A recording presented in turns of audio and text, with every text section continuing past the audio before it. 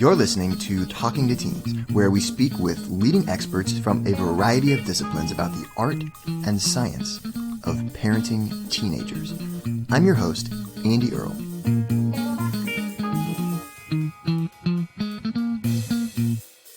We are here with Bill Beausay.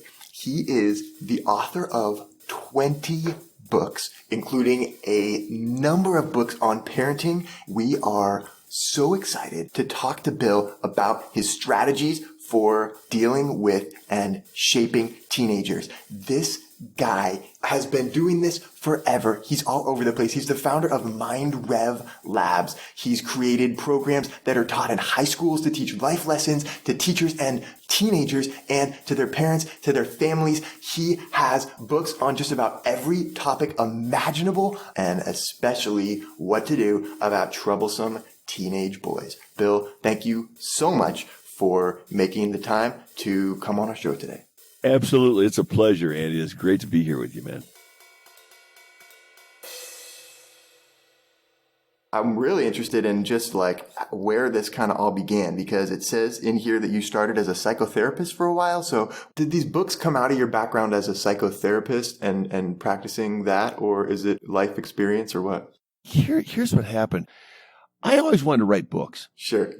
And I was a therapist, but I always thought that I wanted to be a writer. But I couldn't get publishers interested. I wanted to do life success kind of stuff and motivational books and stuff like that. But publishers, this is back in the late 80s, early 90s, and nobody was interested in any of that stuff at the time. And so a real good friend of mine was a professional writer, and he said, he said, Billy, he said, what do you know the most about in the world? What do you know the very most about? And Andy, I said, I know a lot about being a boy. I mean, I feel like an overgrown boy, and I had a great childhood and a lot of ups and downs like everybody does. He says, well, why don't you write a book about boys? And it was kind of a strange thing at first, because I thought, well, that's an interesting thought. So I went out and looked. At that time, Andy, nobody had ever written a book about raising boys, just boys. Wow. So I pitched the book in the worst possible way. I just started sending out query letters to publishers. A publisher jumped up and said, hey, that's a great idea. Let's do it. And so I did that. I followed it up with a book on girls and the one on teenage boys. Then, I did a couple other things, and we got to the greatness topics. And before you know it, I'm a writer. Yeah. That's where it all came from. And in addition to that, Andy, I had kids, of course. I had a boy and a daughter. And so I could watch this stuff happen right before my eyes, them grow up. So that's that was where it all came from, Andy. It was really from just a lot of real life stuff. And, I realized at that point that the parents really didn't want to know a lot about, facts and figures and studies and stuff. They wanted just some real world advice about how to do stuff. So that was the beginning of it all. Okay. But so an expert on boys, but not necessarily on girls. So how then how'd you make the jump?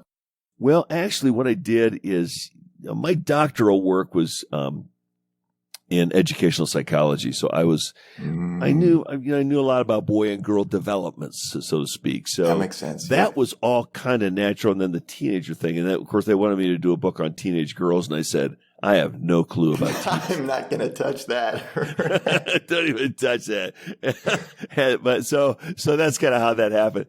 But then, of course, I ended up getting back to where I began in the beginning with writing more motivationally oriented books. And so that was good. But still, I have now, of course, all the kids are grown up, and we have grandkids now and a bunch of them.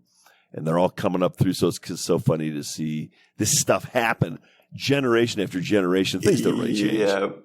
I mean, everything, society changes and the demands on them, but the chassis is still the same. And that's really kind of the good news, because then you can come up with some rules that kind of work, for everybody. So yeah. I mean, some things are timeless, and you see some things that just keep getting repeated over and over and over again by all the wise people in history, and you kind of tell yourself, there might be something here. So okay, you make it sound so easy. You're like, oh hey, I just kind of knew about boys, so I just hey, write a book about that, no problem. But I mean, I've read this teenage boys book, and this is not just like, oh, common sense, like, oh, hey, I just know a lot about boys stuff. I mean, this is like deep. You really like thought this through, and there's like methods and all kinds of like cool tactics in here. And I'm curious where some of this stuff came from. Like, so there's this idea in here that I really liked where there's these 5 pain pleasure combinations that dominate young men: pain in the present, pain in the future, pleasure in the present, pleasure in the future, and curiosity now. Is this like based on research, or you're just kind of philosophizing here? What? That's a really good question, Andy. Let's put it this way. Most of the stuff that's in that book just came out of my observations in real life. Then I went back and I said, does this square up with what they're doing research wise? And, we're some of the real leading thinkers in this area of, teenage development. And then it turns out it all squared up because it all kind of makes sense. And, the thing that I enjoyed about writing that book is it gave me a chance, for whatever reason, Andy, I don't understand this, but I've always found teenagers to be very easy to deal with. And what I discovered it's not that teenagers are easy. It's just that my approach to them was these are young, inexperienced adults that are just like me. They just don't have as much experience. So in their lack of experience, they rebel. They act out, they fight, they do, they drag their feet, they procrastinate, just like me. Right. And as soon as I got it through my head that these kids are really just like me, they just don't have as much experience to know what works and what doesn't, suddenly working with them became real easy. It's like, look, I know you want to keep banging on this, but, you can bang on this all day. It's not going to work. Right. Or, if I was in your shoes, I understand I was, where you are at, and even though it was a long time ago, it's like you're really, what you're trying to solve here is not that complicated. It really isn't. And so when I took that approach, Andy, that was not really from a research base. It was much more from a perspective of looking at kids and saying, what's working here? What's not working? Sure. What works? What doesn't work? And what always works for these kids is just to shut up and listen most of the time. If they're doing, dumb things, instead of saying, you're such an idiot, saying, I did that too. And this is what I found out. And you may find that this works a little bit better over here. And so just approach them with much more of an adult attitude. And so honestly, Andy, it's kind of a combination of both observation and kind of a background. The psychology background didn't hurt at all. But the most important thing was kind of a fearlessness and an openness with them. That, look, we're not that different. You think we are, but the only reason you think we're different is because you're just you're young and I'm not, Okay, but you do have one thing in here about kind of purposely, saying something different or surprising, a jaw dropper. Okay, so I love that. Can you tell me where that came from and how you do that? Yeah. I think it came from probably from my own personal experience. At the time that I wrote the teenage boys book, I had teenage boys, and my boys and my boys' friends were always fascinated with me because I would just tell them the truth about stuff. I wasn't going out of my way to like shock them, but it's like, look, guys, I can tell you that I'm all that. And then I tell them some story about trying to meet a girl and how I, tripped over myself and, said stupid stuff. And it's like suddenly I was real to these guys. I wasn't like Jake or Zach's dad. I was Bill that you could talk to and you could share stuff. And when I found that when I made myself vulnerable to these guys, instead of beating on my chest and saying, hey, look, you meatheads, when I approached them like, look, this is what happened to me, usually they found some of those stories to be jaw-dropping. But, one of the things that's most amazing to me, Andy, is I think that these kids today are not used to having adults just be really honest with them and reveal their own weaknesses and their mistakes. And when you do that, boy, it really catches their attention because most parents come off as I know everything and you don't, and I'm here to tell you what to do. Instead of saying, you know what? Like, as an adult, what were the turning point stories? What happened in your life that was so bad or so sudden or so jarring that it changed the way you looked at the world? And when you share those turning point stories with kids, they listen, man. They listen carefully because that's kind of the world they're living in. I mean, every day is a turning point for a lot of them, I think there's like a moment with a teenager where they look at you like you actually exist all of a sudden. Like, yeah, after you say something, right? Like, it's like kind of like, I think they just are so used to dealing with adults that just kind of treat them in this like superficial way. And like, they couldn't possibly have anything, to contribute that's valuable or something. Yeah. That like, when you just for a second, just like say something real to them, or just kind of like say something like, oh man, like, I don't know, like about what's happening rather than just like what you're supposed to say. I find that they just like immediately, like their whole demeanor towards you changes, and they realize like, oh, this is a person I can talk to. Like, oh, I get it, Absolutely. Oh, Andy, that, in fact, you're making a flood of memories come back to me. Because I'd ask these kids, I'd say, well, what do you wish someone would ask you that they never ask you? Or I love that. What are you afraid? Like, does anything out there make you afraid? Like, do you ever wake up in the middle of the night just terrified that something's going to happen? What is it? And I'd say, I woke up at 4 o'clock in the morning the other day, and I couldn't go back to sleep because I was afraid that, I was going to lose my business and go broke. Yeah, and totally. Like that's exactly what you said, Andy. It's real. It's now. It's unexpected. It's like, wait, what? Dad worries about things and like has vulnerabilities. Yeah. And, wait, huh? Like, well, then I guess I could talk to him about my problems too. Then, yeah, right? Like, sure, absolutely. And it can be literally anything. And to be very candid with you, Andy, when you start having kids, you get into this as a parent. You get into this mindset that you can't show your weaknesses and you can't bare your soul to these young people because you'll wreck them or they'll get, whatever. Shoot, man. It's the truth that that they're dying to find out because they're trying to figure it out, and they can't figure it out with an adult that's just telling them what to do all the time. They can figure it out with an adult that'll share what they're going through and how they're dealing with it. And, maybe that's the reason I just have a great relationship with my kids. And I think honestly, this is not research, Andy. This is just my observation. Sure. I think it's because we've always just been able to talk just really straight and honest and unvarnished sometimes. Sometimes it's pretty crude too, but hey, that's okay too.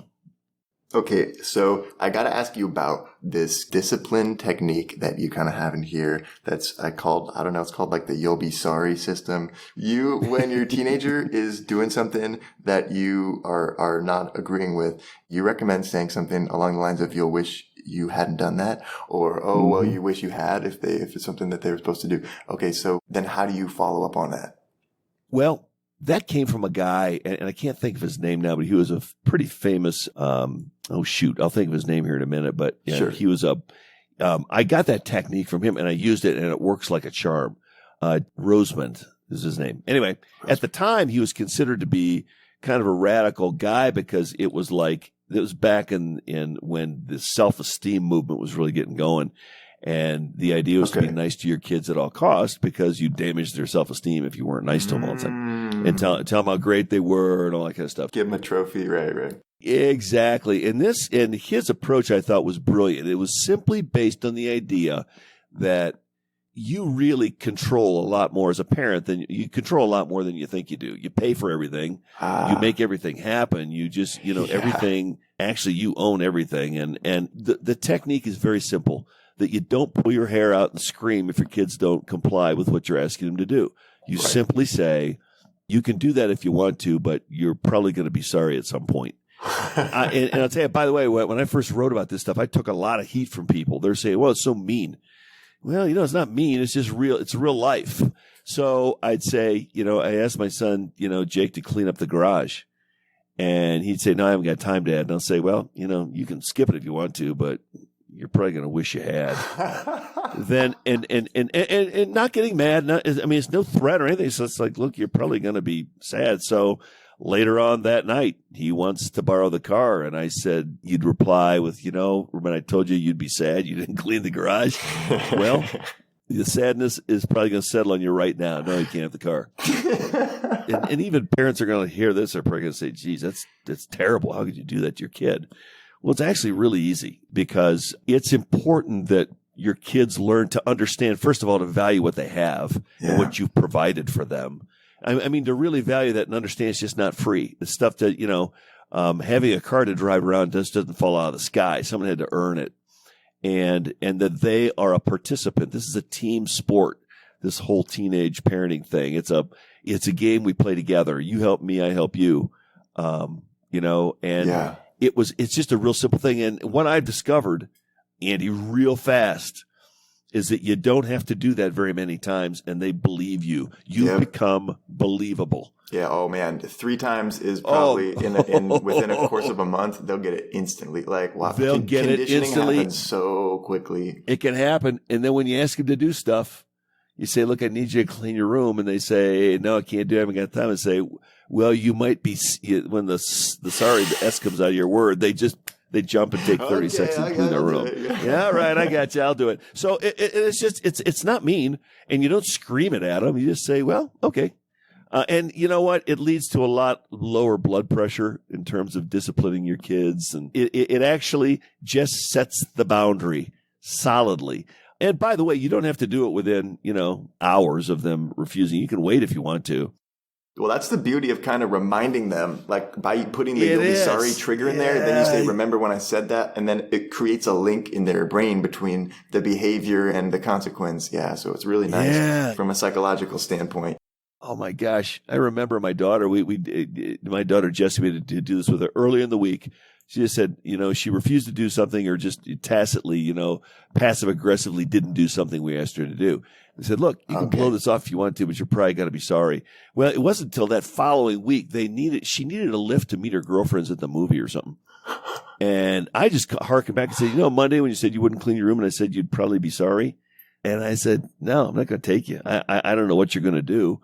I hope you get to the movies. I would like for you to go to the movies. That'd be kind of neat, but I'd say, well, maybe they can come and get you because I'm not going to take you to the movies. I'm sorry."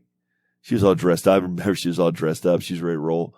And it's like, "Oh, I know. That's so mean, Bill. You're so mean. How could you be so mean?" It's like, "Look, honey, don't blame me for your problem. This is your problem. How are you going to solve it?" And it went back to this whole thing, Andy. We were always with the kids. We always said the first thing we would do when they had a problem, we would say, "So what are you going to do about it?" Instead of running to the rescue, we'd always put it back on them. "So what are you going to do about it?" They got to the point where they hated hearing that because they wanted us, mom and dad, just to fix it. And, but we treated them like an adult. You want to be an adult? Okay, well, fix it. Like you can't, there's no ride to the movies. Wow, that sucks. What are you going to do? And it sounds, here's the thing, Andy, it sounds so mean, but it's just real life. I mean, it's just treat them like the world's going to treat them when they get out there. Oh yeah. Well, so I like that. And I think that it's really important at the moment, when you're enforcing the consequence and saying, "Hey, remember when you didn't do the thing," that you're not doing it in like a vindictive way. And that, it's not about like getting back at them for not doing it. It's like a natural consequence, like you're saying, that just anybody, if you just were mean to them, they wouldn't do what you asked them to do. Yeah. It always seemed to me, and I think it's the reason my books were popular, that this child rearing thing is really pretty simple. Your job is to emulate life as much as you can. Yeah. Emulate life for them so that when they go out there, they're prepared for what it's going to give them. Versus going out, and I hate to say this, we got people who live in my neighborhood right here. They've got 28-year-old kids living in the basement. Yeah. And it's like, and I've talked to them, of course, at length about it, and they don't see any reason to go. And I don't think it's a millennial thing and all that. I just don't think so. I just think it's the parents are shielding them from real life. That's all.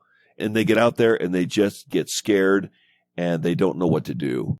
I know a lot of young people that when 18 comes, man, it's like you're opening the gates of the Kentucky Derby and they're gone, Yeah, right. And there are other people that just hang around and don't want to go. Well, I've got this free report you can offer to your people, Andy. It's called Solving Teenagers. It's a free thing. They can go to my website and download it. But the whole idea here is that people adapt. Teenagers adapt.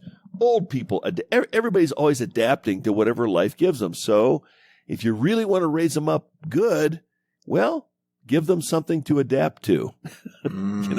Make life so that they need to adapt and step it up and do whatever they're going to do because it's their life, not yours. We rise to meet the challenges that are before us, right? And if there's no challenges before us, then we never have to rise and we're going to stay. No. Then you just play Fortnite all day long. Yeah.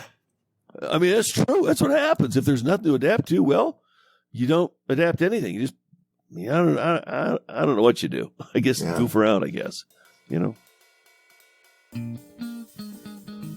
We're here with Bill Beausay talking about his book, Teenage Boys, Shaping the Man Inside. And we're not done yet. Here's a look at what's coming up in the second half of the show. You're special. You've got something going on, and there's a lot of adults in your world that want to figure out how they can help you because you got it going on. That's what I would say to them. And I would say you need to learn how to treat people with, you just need to learn how to treat them. Every parent of teenagers that I know, their big driving motivation is to make sure their kids are happy and successful. One of the least effective ways to get them there is to tell them that's what you want for them. Yeah. Is to tell them what they need to do. One time my kid was in high school, and we got in a conversation with something. I said, you like, I forget what that song was. It was Rage Against the Machine. You remember that band? Oh, yeah. He said, you know them? I said, oh, man, they got some great stuff. Well, I only heard one of their songs, and I thought it was terrible, but I didn't tell him that. Yeah, right. You know? I said, oh, man, yeah, that's a great song. Well, you know, there's some bad language in there. I mean, he was talking to me like I was like his kid. You know? Yeah, right, It's right. like, well, thanks for trying to protect me, Jake. I appreciate that. But, you know, and then it's not that I listen to Rage Against the Machine. That's got nothing to do with it. It has everything to do with the fact that I was ready to, rather than judge him, participate with him. Yeah, right. You know? You don't have to have your mom run in and yell at your English teacher because she gave you a C. That's your job. Step up and say, Mom, stay home. I'll deal with this.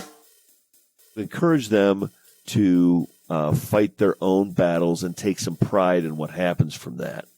Again, that's something that you build, Andy, and we really focus that because pretty soon the kids wouldn't come to us to fix their problems. Want to hear the full interview? Sign up for a subscription today. You get unlimited access to all the interviews I've conducted. It's completely affordable, and your subscription helps support the work we do here at Talking to Teens. Thanks for listening. I'll see you next time.